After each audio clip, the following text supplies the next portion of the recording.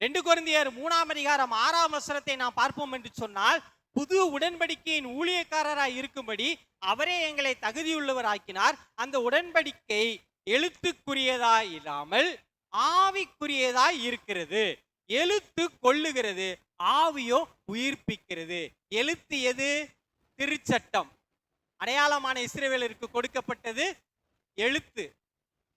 நமக்கு கொடுக்கப்பட்டவர் ஆவியானவர். இங்கே வசனம் என்ன சொல்லுகிறது? எழுத்து கொல்லுகிறது. எழுத்து என்ன செய்கிறது? கொல்லுகிறது. யாத்திரா 32ஆம் அதிகாரம் 28வது வசனத்தை நாம் பார்ப்போம் என்று சொன்னால், லேவியின் புத்திரர் மோசே சொன்னபடியே செய்தார்கள். அந்நாளில், எந்நாளில்?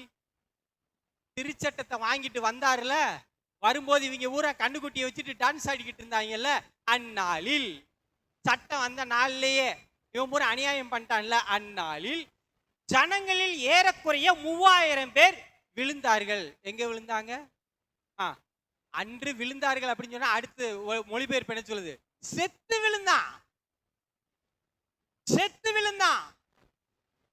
திருச்சபையில இங்கே திருச்சபை பிறந்த நாள் என்று என்ன நடக்கிறது? இந்த பக்கத்துக்கு வாங்க.